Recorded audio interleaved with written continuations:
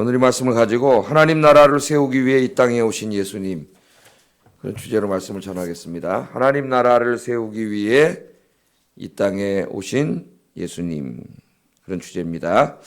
자, 예수님께서 이 땅에 오셔서 가르치신 주 내용이 하나님 나라에 대한 것이었습니다. 그래서 성경에 보면 하나님 나라의 복음을 가르쳤다 그랬죠. 회개하라, 하나님 나라가 가까웠다. 마태복음에는 천국이 가까웠다. 같은 말이라 그랬어요. 하나님 나라가 가까웠다. 그렇게 말씀하셨고 하나님 나라의 복음을 가르치셨습니다. 근데 예수님이 하나님 나라에 대해서 가르칠 때 이 말씀을 듣는 유대인들이 이 말씀을 잘 이해하지 못했어요. 그리고 자기들의 잘못된 신학으로 오해했습니다. 그러니까 이 예수님이 유대인들에게 하나님 나라를 가르칠 때 제일 방해가 된 게 뭐냐면은 그 당시에 율법 선생들, 서기관들이 가르친 잘못된 메시아 사상, 잘못된 하나님 나라에 대한 신학, 이것이 굉장히 방해가 됐어요. 이들이 가르친 그 잘못된 신학이 머리에 확 박혀 있었기 때문에 하나님 나라에 대해서 아무리 가르쳐도 듣질 않습니다. 듣질 않아요. 그래서 결국은 예수님을 십자가에 못 박아 죽였어요. 이 사람들이. 오늘 본문은 예수님께서 하나님 나라의 복음을 바로 가르치기 위해서 그 당시에 그 성경을 가르쳤던 서기관들의 이 가르침, 잘못된 가르침을 바로잡아주는 그런 말씀입니다. 바로잡아주는 말씀. 우리 이 기독교 2000년 역사에도 보면은 가톨릭의 이 잘못된 구원론, 공로주의 신학, 인간이 구원을 받는데 하나님의 은혜로 충분하지 못하다. 우리 인간의 선한 삶이 필요하다고 하는 이 공로주의 신학이 1000년 이상을 지배해 왔어요. 1000년 이상. 이거를 뭐 중간에 어거스틴도 있었고 바로 잡으려고 그랬지만은 이게 바로 잡히지 않다가 종교개혁가들에 의해서 이게 바로 잡히면서 이제 이 은혜의 복음이 더 뚜렷하게 나타나기 시작했죠. 1000년이 걸렸다는 거예요. 잘못된 신앙을 바로 잡는데. 우리나라도 마찬가지예요. 하나님 나라의 복음을 가르칠 때 제일 힘든 게 뭐냐면은 이때까지 교회에서 잘못 가르쳐온 신학입니다. 그게 뭐냐면 기복신학이에요. 기복신학. 예수 믿고 돈 많이 벌고 성공하고 출세하고 잘되고 건강하고 또 이런 번영, 건강과 번영의 복음. 미국에서 들어온 건강과 번영의 복음. 이 가르침, 잘못된 가르침이 너무나 머릿속에 박혀있기 때문에 하나님 나라에 대해서 가르치기가 너무 힘들어요. 그리고 하나님 나라의 개념을 제대로 가르치지 않았기 때문에 설명하려면은 이렇게 설교를 준비하다가 야, 이거 어디서부터 설명을 하지? 이 생각부터 어디서부터 설명을 하지? 우리 교회는 내가 계속 설교를 해왔는데 하나님 나라에 대해서 이거 어디서부터 설교하지? 어디까지 가르쳐야 되지? 이런 생각이 듭니다. 지금 오늘 말씀을 통해서 또 잠깐 생각해 보겠어요. 자, 예수님께서 성전에서 가르치실 때에 메시아와 메시아가 가져올 하나님 나라의 복음에 대한 서기관들의 잘못된 가르침을 오늘 이렇게 이제 지적하시면서 고쳐주시는 그런 내용입니다. 잘못된 거를 고쳐주지 않으면 받아들이질 않아요. 이 35절 한번 보세요. 뭐가 이렇게 이 사람들에게 잘못된 것인지. 35절 한번 읽어보겠습니다. 시작.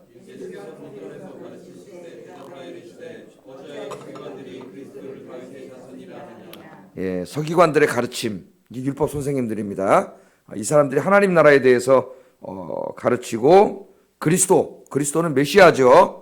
헬라어로 그리스도고 히브리 말로 하면 메시아라 그랬어요. 메시아. 메시아를 이제 헬라어로 번역하면 크리스토스 이렇게 되는데 그 크리스토스를 그냥 한국말로 음력한 거예요. 그리스도는. 그래서 원래는 사실 헬라 말로 그리스도 그러면은 의미가 없습니다. 메시아라고 번역을 해야 돼. 사실은 메시아죠. 서기관들이 메시아를 다윗의 자손이라 하느냐, 다윗의 자손이라 하느냐, 그것을 얘기합니다. 그게 틀렸다 그 말이죠. 틀렸다 그 말이에요. 다윗의 자손이. 자, 성경에도 보면 예수님을 다윗의 자손이요 그렇게 부른 얘기들이 종종 나오죠. 예수님 부를 때 다윗의 자손이요 그렇게 말합니다. 자, 예수님께서는 이미 유대인들이 그 백성들이 하도 많이 들어서 너무나 잘 알고 있는 서기관들의 이 메시아에 대한 잘못된 가르침을 지적을 해요. 어찌하여 서기관들이 메시아를 그리스도를 다윗의 자손이라고 부르느냐. 예수님 그렇게 말씀하셔요. 네? 당시에 구약학자들이었던 서기관들은 메시아가 올 텐데 하나님이 메시아를 보내주실 텐데 그 메시아는 다윗의 자손으로 올 거다. 다윗의 후손으로 올 거다. 이렇게 가르쳤습니다. 그렇게 계속 가르쳐 왔죠. 이게 모든 유대인들에게는 이거는 구구단이나 마찬가지예요. 우리 한국말로 하면 가나다라 마바사나 마찬가지예요. 이거는 누구나가 다, 애들까지도 다 알고 있는 얘기예요. 다윗의 자손으로 오신다. 그 말은요. 자, 괜히 그런 게 아닙니다. 구약 성경을 읽으면 증거가 많이 나와요. 이사야 11장에도 보면 메시아를 이새의 줄기에서 나온 가지라 그래. 이사야 11장 1절에. 이새는 누구예요? 다윗의 아버지죠. 다윗의 아버지입니다. 또 에레미야 23장, 33장 선지서들을 읽으면 이 메시아가 다윗의 가지에서 나올 거라래요. 다윗의 가지. 그렇게 예언을 하고 있습니다.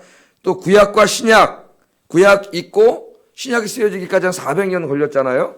그 400년이 이제 암흑기라 그러는데 하나님의 계시가 끊어진 암흑기라고 하는데 이 400년 안에 그 유대 문헌들이 굉장히 많습니다. 성경은 아니고 그 유대인들이 막 쓴 성경이에요. 그 중에 이제 솔로몬의 시편이라고 하는 이 성경이 아니죠. 유대인들의 문헌이 있는데 여기에도 보면은 이스라엘을 다스리기 위해서 오는 메시아를 다윗의 자손이라고 부르고 있어요. 그러니까 이 솔로몬의 시편 같은 책은 그 당시 유대인들이 다 읽고 있는 책이에요. 유명한 책입니다.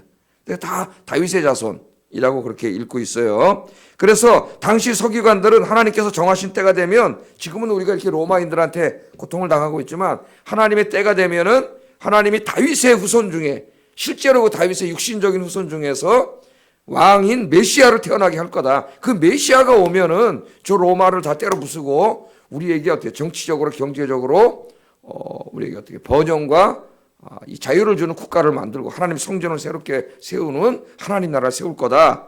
그렇게 가르쳐가지고 유대인들의 이것을 메시아 대망 사상이라 그래요. 그 예수님 때에는 모든 유대인들이 이걸 굉장히 기다리고 있었어요. 특히 6월절 같은 날이 되면은 또 6월절을 오신다고 그랬거든요.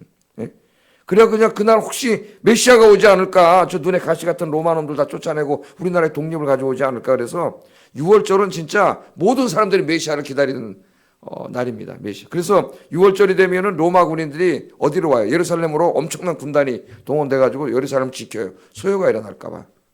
그렇게 이 사람들이 메시아를 다윗은 누굽니까? 이스라엘 위대한 왕이죠. 그러니까 그들이 메시아를 다윗의 후손이라고 한 것은 다윗과 같은 엄청나게 훌륭한 위대한 왕이 와서 우리에게 독립을 줄 거라는 거예요. 그러니까 이들은 서기관들의 가르침을 받아가지고 하나님 나라를 어떻게 이해했어요? 철저하게 이 지상의 나라를 이해했어요. 지상의 자기네 나라가 독립되고 번영되는, 그것이 뭐예요? 하나님 나라를 이해했다고. 그러니까 하나님 나라를 우리가 이해하는 하나님 나라가 아니라 이 땅에 죄악된 세상을 다 심판하시고 새롭게 치유하셔서 이 땅에 세우실 하나님의 나라가 아니라 이스라엘의 정치적인 독립과 하나님 나라를 동일시했어요. 그래서 예수님 돌아가시고 한 30년 후에 시몬 바르 기오라라고 하는 유명한 사람입니다. 시몬 바르 기오라라고 하는 사람이 이 로마에 대해서 대대적인 전쟁을 일으키죠. AD 66년에 그래서 AD 70년에 오랫동안 전쟁을 하다가 한 5년 정도 끌다가 로마 장군 타이투스에 의해서 이제 완전히 멸망하고 성전은 불타고 거기는 모든 유대인들이 몰살당해요. 몰살. 완전히 몰살당했어요. 유대인들이. 그런데 예수님의 말씀을 듣고 성전을 미리 빠져나간 사람들은 살았어요. 그 사람들이 누구냐면 예수 믿은 사람들은 예수님이 예언하셨잖아요. 예루살렘아 예루살렘아 선지자를 죽이고 내게 파송된 자를 돌로 치는 자요. 암탉이 지 새끼를 날개 아래 모음같이 내가 너희를 모으려 한 일이 몇 번이냐. 그러나 너희가 원치 아니하였도다. 이제 너희가 황폐하여 버림받으리라. 이 말씀을 믿은 그리스도인들은 이 역사책을 보면 다 그 전에 빠져나갔다 그래서 성을. 그런데 예수님 안 믿는 사람들은 끝까지 거기 있었죠. 예수님 안 믿는 사람. 그게 다 몰살당했어요. 아주 처참하게 한 100만 명 정도가 몰살당했다는데 처참하게 다 죽습니다. 거기서 그 이 시온 바르 기오라가 자기가 메시아라고 그러고 내가 다윗의 후손이라고 나타난 거예요. 그랬더니 모든 유대인들이 그걸 믿었어요. 예수님 진짜 메시아는 안 믿었는데 이 가짜 메시아는 믿었다고. 왜? 이 사람이 와서 군대를 모아가지고 로마와 전쟁을 했거든요. 그래서 믿은 거예요. 하나님 나라를 자기 국가의 독립으로 여겼기 때문에. 그러니 이게 우리나라랑 비슷해요. 하나님 나라를 저 하나님이 이 땅에 종말에 세울 하나님 나라에 대한 기대를 갖고 사는 게 아니라 많은 그리스도인들이 뭘 기대를 갖고 살아요. 이 땅에 자기가 목숨이 붙어있는 동안 하나님 믿어가지고 잘 되고 잘 먹고 잘 살고 건강한 이거예요. 이게 그냥 기대가 된 거예요. 하나님 나라에 대한 기대가 자기 개인의 번영, 건강으로 바뀌어버린 거예요. 똑같아요. 그래서 이 말씀을 새롭게 들어야 됩니다. 하나님의 말씀을. 자, 예수님께서 이제 설교를 듣고 있는 백성들과 서기관들 잘못된 해설을 가르치기 시작하는데 37절 38절에 보면은 어찌하여 다윗 얘기를 하면서 다윗이 성령에 감동되어 친히 말하되 주께서 내 주께 이르시되, 그 다음 줄 쳐보세요. 주께서 내 주께 이르시되, 내가 내 원수를 네 발 아래 둘 때까지 내 우편에 앉으리라 하셨도다 하였느니라. 다윗이 그리스도를 주라 하였은즉 어찌 그의 자손이 되겠느냐. 그 가르침의 잘못을 지적하는 겁니다. 자, 이 시편은 시편 110편 말씀이에요. 110편 집에 가 찾아보시면 이 말씀이 있습니다. 자, 여기서 다윗의 시편인데 다윗이 뭐라고 기도해요? 주께서 내 주께 이르시되, 이렇게 기도했다는 거예요. 예수님 가르치는데. 주는 누구예요? 앞에 나오는 주는 여호와 하나님, 야훼 하나님 말하는 거예요. 그럼 야훼 하나님도 주님으로 부르고 있죠. 다윗이. 삼일체가 여기 구약에 나옵니다. 야훼 하나님을 다윗이 내 주께서, 근데 또 내 주가 또 있어요. 주께서 내 주께 이르시되, 그럼 내 주는 누구예요? 예수님이에요. 성자 하나님, 성자 하나님. 예? 다윗의 자손으로 오실 메시아예요. 메시아. 예수님이 그 말을 하는 거예요. 야, 다윗의 시편을 읽어봐라. 다윗이 메시아는 뭐라고 부르고 있어요? 내 주님. 주님은 이스라엘 사람들이 하나님에게만 하는 칭호입니다. 예? 그러니까 야훼 하나님과 또 한 분의 하나님이 계신 거예요. 이 구약에서는 그분이 예수님인지 뭐 정확하게 나타나지는 않죠. 그러나 다윗이 그렇게 기도했다는 거예요. 내 주로, 후손을 내 주로 불렀다. 그런데 어떻게 메시아가 다윗의 후손이 될 수 있겠느냐, 그 말이죠. 예? 다윗의 후손. 다윗이 내 주님이라고 불렀는데 어떻게 메시아가 다윗의 후손일 수 있느냐, 그렇게 이야기합니다. 이것은 메시아를 단지 다윗의 인간적이고 육신적인 후손으로만 이해한 서기관들의 잘못을 지적한 거예요. 예수님이 그 메시아가 다윗의 후손으로 올 거라는 자체를 부정한 게 아닙니다. 그렇게 오게 성경은 아까 예언되어 있었다 그랬잖아요. 그 다윗의 후손으로 올 것인데 다윗의 후손으로 왔다고 해서 그 메시아가 서기관들이 가르친 것처럼 다윗의 진짜 육신의 후손이 인간 메시아가 아니라는 거예요. 그래서 그들은 인간 메시아로 받았잖아요. 다윗과 같은 인간 왕, 위대한 왕, 우리 민족을 해방시켜줄 왕, 정치적인 메시아, 그렇게 이해했는데 그게 틀렸다는 거예요. 다윗의 후손으로 오는 건 맞다. 그런데 다윗이 뭐라 그랬냐 이거예요. 자기의 후손으로 올 그 메시아를 향하여 내 주님이라고 부르지 않았느냐. 그러니까 그 다윗의 후손으로 왔지만 그 메시아는 누구라는 거예요? 자기 자신이지만 예수님이 뭐라 그래요? 다윗의 육신의 자손이 아니라 그분은 그 후손으로 왔지만 누구라는 거예요? 하나님의 아들 구원자라는 거예요. 예? 단지 인간적인 인간이 아니라 그 얘기를 하시는 거잖아요. 예? 다윗이 예수님을, 메시아를 내 주님이라고 부르지 않았느냐, 그렇게 말합니다. 그러니까 너희들이 생각한 다윗의 진짜 후손 중에서 다윗의 후손님은 다윗이 왕이니까 계속 왕일 거 아닙니까? 왕. 나라가 망해서 지금 왕이 끊겼지만은 결국 하나님 그 중에서 또 하나 왕이 온다는 거 아니에요? 진짜 왕이. 그 이스라엘이 솔로몬과 다윗 시대처럼 번영한 국가를 소망한 거예요, 이 사람들이. 이해는 됩니다. 우리도 나라를 빼앗겨본 경험이 있기 때문에 수백 년 동안 나라의 독립이 없이 살아왔던 그 민족들이 얼마나 나라의 독립을 갈망했겠어요. 신앙과 연결돼가지고. 그러나 예수님이 가져오신 하나님의 나라는 그까진 이스라엘 민족 하나의 민족적인 해방을 주는 그런 하나님 나라가 아니에요. 하나님의 나라는 어떤 나라냐? 어떤 날 가르칩니다. 36절 읽어보겠습니다. 시작.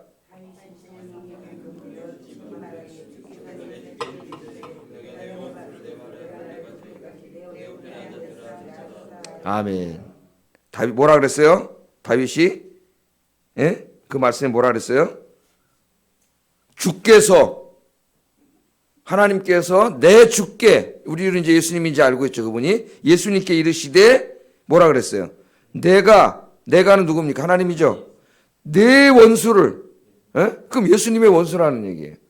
내 원수를 내 발 아래 둘 때까지 내 우편에 앉았으라 하셨다. 그렇게 말씀하셨다는 거예요. 이 말씀을 유대인들은 자기들의 원수로, 자기 민족의 원수로 받아들였어요. 그 민족의 원수가 누굽니까? 로마죠, 지금 로마. 예? 로마예요. 그러니까 로마를 발 아래 둔다는 말은 뭐예요? 왕이 와서 전쟁을 해가지고 이기면 적군들을 잡아다 어디다 둬요? 발 아래다 다 무릎 꿇리잖아요. 그러니까 이 말 발 아래 둔다는 말은 굴복시킨다는 말이에요. 전쟁에서 승리한다는 말이에요. 그러니까 주께서 내 원수를 네 발 아래 둘 때까지 내 우편에 앉으리라. 이 말을 전적으로 민족적으로 그대로 해석을 했지만 오늘 예수님 뭐란 내 원수, 하나님이 예수님에게 내 원수 그럴 때 그 원수는 누구예요? 로마가 아닙니다. 로마의 배후에서 로마의 황제들을 뒤에서 움켜잡고 온갖 악을 행하게 하고 있는 로마보다 더 큰 어둠의 권세. 어둠의 권세의 원흉 누구예요? 사탄이에요. 사탄. 마귀예요. 마귀. 우리 인간은 이렇게 살아가다가 내 육신의 문제만 해결되면 행복할 줄 알아요. 예? 이 땅에 다 뭐가 되는지 알아. 천만의 말씀이에요. 지금 모든 인간은 지난주에 제가 설교한 것처럼 죄 아래에 있다 그랬죠. 그 죄는 우리가 짓는 하나의 죄가 아니라 그 죄라는 권세를 틀어잡은 어둠의 권세자 사탄이라 그랬습니다.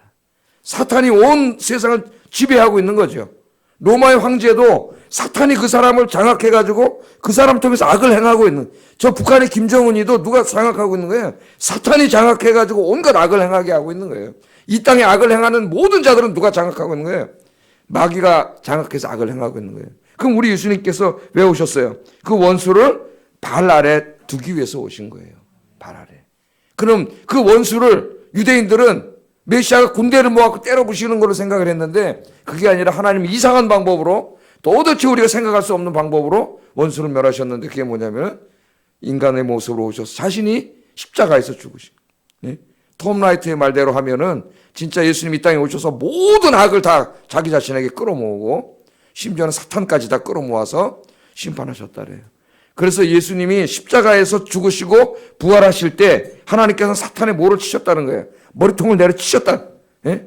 사탄이 아직 완전히 멸망하지는 않았지만 그 힘을 굉장히 약하게 만들어 놓은 거죠. 예? 그래서 예수님은 십자가에서 죽으시고 부활하셔가지고 지금 어디 계세요? 하나님 우편에 앉아 계시잖아요. 그런데 보좌는 비어있지 않아요? 요한계시록 1장에 보면은 도미티안이라고 하는 통치자가 통치를 하면서 로마 황제가 기독교를 박해하고 사도 요한도 잡혀왔잖아요. 그 반모섬에 끌려와가지고 정치범들이 끌려오는 곳입니다. 지금 터키 그쪽에는 조그만 섬인데 죽어서 나오는 곳이에요. 거기서 절망해서 앉아있는데 그때 갑자기 하늘이 열리고 누가 보였어요? 보좌에 앉아 계신 우리 주님이, 예? 부활하신 주님이 세상을 통치하고 계시는 걸 보게 되죠. 아, 그때 사도 요한이 용기를 얻었어요. 아, 로마 황제가 다 장악하고 이제 다 죽는 줄 알았는데 로마 황제는 보니까 아무것도 아니에요. 예? 세계를 다스리는 왕이지만은 그 위에 부활하신 예수님이 떡 있는데 진짜 세상을 다스리는 분은 우리 부활하신 주님인 줄로 믿습니다. 지금도 하늘 우편에 계셔서 온 세상을 통치하고 계세요. 인간들이 악을 행하고 뭐 조금 악이 벌어지고 못된 놈들이 나타나고 어떻게 보면 우리가 막 절망 속에 어떡하지 그렇게 하는 것 같지만은 여러분 악은 영원하지 않다 그랬죠. 왜? 우리 주님이 딱 통치하고 계세요. 그래서 그 모든 원수를 주님의 발 앞에 굴복시킬 때까지 우리 주님이 어떻게 해요? 계속 통치하셔요. 다스리고 계세요. 그러니까 염려하지 마시기를 주의 이름으로 축복합니다. 그래서 지금은 어느 때입니까? 그럼 지금은 뭐 하는 때예요? 우리 주님이 그 원수들을 모두 발 아래 굴복시킬 때, 아직 완전히 굴복시키지 않으셨잖아요. 네? 굴복시킬 때까지 하나님 보좌 우편에서 예수님이 쉬지 않고 지금 어떻게 하고 계세요? 계속 일하고 계세요. 네? 그러면 예수님이 어떻게 일하십니까? 이제 여기 중요한 게 있어요. 교회 사명이 우리 교회를 통해서 일하세요. 예수님께서는. 그래서 저희들을 먼저 구원해 주시고 우리들을 통해서 사탄의 나라와 싸우게 만드신 거예요. 예? 그럼 우리는 사탄들과 싸우는데 뭘로 싸웁니까? 혈과 육이 아니에요. 무기로 싸우는 게 아니에요. 예? 기도와 복음으로 싸우는 거예요. 기도와 복음으로. 그래서 우리가 전도하면 전도할수록 어떻게 됩니까? 예수 믿는 사람들이 많아지면 그만큼 사탄의 나라는 망하는 거예요. 사탄의 나라는 점점 축소되고 하나님의 나라는 자꾸 넓어지는 거예요. 우리가 사랑을 실천하고 용서하기 시작하면 미움을 통해서 사람을 싸우게 하고 전쟁하게 하는 사탄의 나라는 자꾸 축소되고 사랑이 통치하는 하나님의 나라는 자꾸 확장돼 가는 거예요. 그러니까 내가 한 사람을 사랑하는 거는 그냥 감정적인 문제만이 아니라 하나님 나라를 확장해 가는 거예요. 예? 교회가 하나 돼서 평화를 이루고 그렇게 살아가는 것은 뭐예요? 사탄은 갈등하게 하고 싸우게 하고 불화하게 하거든. 예? 그럼 우리가 서로 평화하면은, 화목하면은 어떻게 되는 거예요? 사탄의 나라는 파괴되고 자꾸 줄어들고 하나님의 나라는 자꾸 들어가는 거예요. 그러니까 우리 예수님이 물론 때가 되면 재림하실 때 그때는 완전히 이제 사탄이 다 멸망하고 하나님 나라가 다 이루어지겠지만 그때까지 우리 예수님은 하늘 보좌에 앉으셔서 통치하시면서 우리들을 통하여 이 일을 하고 계신 거예요. 그러니까 우리들은 보좌에 앉아 계신 주님의 손과 발이 돼서 열심히 이 땅에 하나님 나라를 세워가야 됩니다. 주님께서 재림하실 때까지. 그게 우리의 사명이에요. 지금 이게 그 말이에요. 이 말씀이 주께서 내 원수를 내 발 아래 완전히 끌어엎드릴 때까지. 그래서 주님이 오시면 모든 원수들을 다 붙잡아가지고 불못에다가 집어넣고 그 사탄에게 끌려다니면서 악을 행하던 자들은 다 심판을 받는 거예요. 하나님 앞에. 그리고 이 땅은 어떻게 돼요? 하나님 다 치유해가지고 타락하기 전에 에덴과 동산보다 더 좋은 하나님의 나라로 만드는 거예요. 우리의 소망은 거기에 있고 하나님 나라 가르침의 핵심이 거기에 있습니다. 거기서 우리의 교회의 존재 이유도 나오고 우리의 소명의식도 다 나오는 거예요. 이거는 싹 없애버리고 예수 믿고 그냥 돈 많이 버세요. 건강하세요. 그냥 맨날. 물론 우리 예수님이 우리의 건강에 관심이 있으십니다. 우리 일용할 양식에도 관심이 있으세요. 여러분의 직장생활, 가정생활, 우리 인간이 육의 몸을 입고 있는 동안 육신의 필요를 아신다 그랬죠. 그래서 뭐라 그랬어요? 기도하라 그랬어요. 염려하지 말고 뭘 입을까 먹을까 마실까 염려하지 말고 기도해라. 하늘에 계신 아버지께서 너의 필요를 다 아신다 그랬어요. 그걸 무시한다는 얘기가 아니라 기독교의 복음은 절로 가버리고 예수 믿는 이유가 오직 그게 된 미신이 돼버렸단 말이에요. 미신이. 주님이 지금도 하늘에서 통치하고 계십니다. 모든 원수를 발 아래 둘 때까지. 그런데 우리는 가만히 팔짱 끼고 있는 게 아니라 그 원수를 발 아래 둘 때까지 우리는 어떻게 해요? 사탄의 나라와 싸우는 거예요. 인간의 역사는 하나님의 나라와 사탄의 나라의 싸움이에요. 사탄이 자기의 백성들을 장악해서 악을 행하고 하나님께서는 하나님의 의로운 백성들을 택해서 이 세상의 악을 물리치는 거예요. 그것이 혈과 육의 싸움이 아니라 우리는 하늘의 권세 잡은 자, 영적인 싸움입니다. 그래서 여러분이 새벽에 나와서 기도하면 사탄의 나라가 그만큼 위축되는 거예요. 예? 줄어드는 거예요. 이 기도가 엄청난 거예요. 새벽에 나와서. 이 사명을 잘 감당하시는 여러분 되기를 주의 이름으로 축복합니다. 복음 전에도 마찬가지. 예? 한 사람 한 사람이 하나님의 백성이 되면 마귀의 나라는 그만큼 계속 망해가고 하나님의 나라는 계속 확장되어 가는 거예요. 그래서 제일 중요한 게 복음 전하는 거예요. 복음 전하는. 이 만민에게 복음을 증거하라고 하는 예수님의 말씀을 가슴에 새기고 열심히 전도했던 한 일본 청년, 유명한 이야기죠. 한 일본 청년에 관한 이야기가 있습니다. 이 청년은 병원을 돌아다니면서 복음을 전했어요. 청년인데 하루는 이 청년이 병원 전도를 하는 중에 폐병에 걸려가지고 각혈까지 하고 있는 한 여성 환자를 만나게 됩니다. 큰 병원에 가면 병원에 전도를 다니는 사람들이 있습니다. 누가 뭐 시켜서 하는 게 아니에요. 자기들이 복음 들고 가서 전도를 하고 어떤 병원에는 그 원목이 있어요. 원목실에 같이 이렇게 조인트가 돼가지고 강북 삼성병원은 이제 제가 섬기던 저 홍성교회에서 원목을 사례비를 주고 부목을 파송해가지고 거기 전도사님하고 둬서 지금도 삼성병원 거기 해요. 저도 그래서 그 병원이라 설교를 한 적이 있는데 여러분 주일날 가가지고 환자들에게 그 청년을 만났어요. 그 여성 환자에게 십자가와 부활의 복음을 전했습니다. 청년이 폐병 걸려서 각혈하는 여성 환자에게 가서 불쌍하니까 전도를 했어요. 예? 각혈을 하면서 파리하게 말라있는 그녀를 붙들고 예수 믿으세요. 예수님이 당신의 구주입니다. 예수 믿으면 당신이 모든 고통에서 벗어나 영원한 하나님 나라의 축복을 누릴 수 있습니다. 이렇게 전도했더니 이 여인이 다 죽어가는 폐병 환자인 자기 같은 여자에게 청년이 가서 관심을 가져주는데 감동을 해가지고 예수를 믿게 됐다 그래요. 그 여인이 훗날 빙점이라고 하는 유명한 소설을 쓴 미우라 아야코라고 하는 사람이 그렇게 예수를 믿게 된 겁니다. 그래서 이 사람이 예수 믿고 병도 낫고 그 다음 소설을 쓰기 시작했잖아요. 그래서 그 빙점이라는 책을 쓰고 많은 책을 썼는데 우리나라에도 잘 알려져 있죠. 이분이 쓴 소설을 읽고 80%의 사람들이 자기도 모르게 예수님 믿게 됐다 그래요. 소설을 읽고. 그건 얼마나 위대한 거예요. 그런데 그 여인을 누가 전도했어요? 청년이 그냥 병원에 병든 자도 불쌍해가지고 돌아다니면서 전도하다가 폐병 걸린 그 여자에게 전도했는데 그분이 바로 미우라 아야코가 된 거예요. 자, 그럼 미우라 아야코를 통해서 엄청나게 많은 사람들이 복음을 듣고 예수 믿게 됐는데 하나님 앞에 갔습니다. 이제 하나님 앞에 가서 이제 우리가 다 하나지 인생의 결산을 하는데 이 청년은 한 여인을 전도했지만은 이 여인이 엄청나게 많은 사람을 전도했잖아요. 이 상을 다 누가 받을까요? 그 청년이 받는 거예요. 그러니까 전도하면 수지 맞는다 그랬잖아요. 예? 내가 전도한 사람 중에 어떤 사람은 굉장히 전도를 잘하는 사람이 있어요. 우리 고등학교 제가 다닐 때도 현수라고 하는 친구가 있었는데, 제가 보니까 교회에서 뭐 어려서부터 잘 자라서 이렇게 다른 애들이 전도를 잘 못해요. 이상하게. 예? 근데 중간에 이제 이렇게 온 애 있잖아요. 예? 지난번에도 우리 교회 박영화 선교사님이라고 와서 이제 밥 먹으러 갔는데, 그 친구도 고등학교 2학년 때쯤 왔는데 덩치가 크잖아요. 이게 복싱 선수들이 출신이. 그 교회 맨 처음에 자기가 솔직히 왜 왔냐 그러면은 여학생을 꼬시러 왔다는 거예요, 고등학교 때. 예? 근데 거기다 예수님을 만나고 지금 태국 선교사가 됐잖아요. 예? 태국 선교사가 됐어요. 그래서 저랑 이제 친해가지고 같이 다녔는데 태국 선교사가 되고 그랬습니다. 그러니까 그 친구들 다 누가 전도하면 현수라는 친구가 전도했는데 그 친구 혼자 한 30명 전도했어. 아니 자기 학교 애들 다 데리고 오는 거예요, 친구를.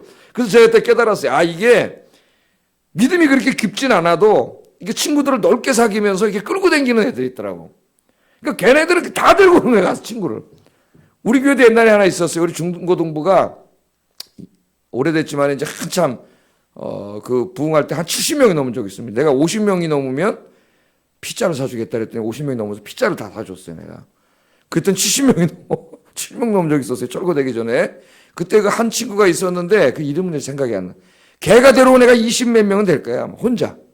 계속 이런 사람이 있어요. 그러니까 이 청년이 바로 그런 청년. 한 사람을 전도했는데 이 미우라 아역과가 이 회심을 하니까 엄청나게 전도하는 거예요. 그래서 여러분 열심히 전도하면은 나중에 하나님 앞에 가서 수지 맞는 복을 많이 받을 거예요. 여러분이 전도한 누군가가 어느 날 예수 믿게 돼가지고, 예? 나도 모르는 사이 다른 교회 다니면서 엄청나게 많은 사람 전도하면은 그 뿌리가 누구예요? 내가 전도한 거잖아요. 열심히 오늘도 전도하세요. 예? 주님이 지금 보좌에서 다스리고 계시고 우리를 손과 발로 이용해서 활용하셔서 지금 이 사탄의 나라를 정복해 가시기를 원하세요. 통치하시면서 그 모든 원수를 발 아래 둘 때까지 계속 우리는 복음을 전해야 돼요. 하나님 나라를 이루어가는 거예요. 복음을 전하는 게. 유명한 얘기 하나만 더 하고 같이 기도하겠습니다. 독일의 미네르라고 하는 목사님이 있으시죠. 미네르. 히틀러 정권에 항거하다가 히틀러 게시타포에게 붙잡혀가지고 8년 동안 감옥살이를 했던 유명한 목사님입니다. 이분이. 근데 이분이 이제 그 옥고를 8년 동안 감옥에서 읽고 나온 애 전쟁백서라고 하는 책을 발표했는데 그 책에 이런 간증이 나와요. 간증이 나오는데 저는 뭐 이 책을 직접 읽지 못했습니다. 간증만 읽었는데 한번 소개해 드릴게요. 전쟁이 끝날 무렵에, 2차 대전이 끝날 무렵에 어느 날 이 미네르 목사님이 꿈을 꾸는데 무려 7번이나 똑같은 꿈을 꿨대요, 자기가. 7번. 그러니까 그 정도 꿈을 꾼다면 뭔가 하나님 말씀하신다고 봐야 돼. 진짜. 우리 뭐 꿈에 대해서 이렇게 관심을 갖지는 않지만 7번이나 꿈을 꿨대요. 똑같은 꿈을 꿨다는 거예요. 그 내용이 뭐냐면은 많은 사람들이 하나님 앞에 서가지고 한 줄로 쫙 서가지고 순서대로 하나님의 심판을 받고 있더라는 거예요. 여러분 이제 우리가 하나님 앞에 서면 다 한평생에 대해서 심판을 받아야 됩니다. 다 심판을 받는데 심판대 앞에 서갖고 사람들이 뒤도 한번 돌아보지 못하고 하나님 앞에서 자기의 지은 죄가 다 드러나니까 그걸 고백하고 용서해달라고 그러고 막 그러고 있는데, 예? 자기도 이제 미네르 목사님도 그 대열 중에 이제 자기도 줄을 서 있더라는 거예요. 이 꿈을 7번이나 꿨대, 이 사람이. 자, 그런데 이상하게 한 사람은 죄를 고백하지도 않고, 예? 회개하지도 않고 자꾸 뒤만 돌아보면서 자꾸 하나님 앞에 변명만 하더라는 거예요. 변명만. 그래서 미네르 목사님이 저 누군가 하고 이렇게 봤더니 그가 바로 자기가 항거했던 히틀러였다는 거예요. 히틀러가 하나님 심판대 앞에 서가지고 딱 섰는데, 예? 회개는 하지 않고 계속 핑계만 대고 있더라는 거예요. 근데 그때 하나님이 미네르 목사님에게 자기에게 말씀하더랍니다. 히틀러가 이렇게 된 것이 바로 네 책임이다 그러는 거예요. 네 책임이다 그러는 거예요. 히틀러가 이렇게 된 게 네 책임이다 그래. 이 말을 들으면서 미네르 목사님 소스라치게 놀랐답니다. 근데 하나님 계속 말씀하시더래요. 네가 8년 동안 히틀러 정권에 대해 항거만 했지. 응? 한 번도 그에게 전도했냐? 전도해 본 적이 있냐? 저를 다 뜨끔했습니다. 네가 히틀러 정권에 8년 동안 항거만 했지, 정권에. 한 번도 그 사람에게 복음 전해 본 적 있냐? 그러더라는 거예요. 네가 히틀러한테 전도했다면 그가 무서운 폭군이 되어서 전쟁을 일으키는 일이 벌어지지 않았을 거다. 하나님 이렇게 말씀하시면서 전쟁을 일으킨 죄값이 바로 네가 전도하지 않았기 때문이다 그러더라는 거예요. 전도하지 않았기 때문이다. 미네리 목사님이 하나님 말씀을 듣고 가슴을 치면서 깨가지고 통곡을 했다릅니다. 아, 내가 목사인데 내 정치운동이나 했지. 예? 정말 중요한 정치운동, 하나님 나라 정치운동을 해야 되는데 이 전쟁의 책임이 바로 나에게 있다. 가슴을 치면서 통곡을 하고 눈물로 쓴 책이 바로 전쟁 백서라래. 한번 시간 있으신 분 한번 사서 읽어보시면 좋을 것 같아요. 가슴을 치면서 2차 대전이 일어난 게 나 때문이다. 네? 하나님 그러더라는 거예요. 네가 8년 동안 목사로서 히틀러한테 한 것만 했지. 한 번이 찾아가서 예수 믿으라고 전도해봤냐.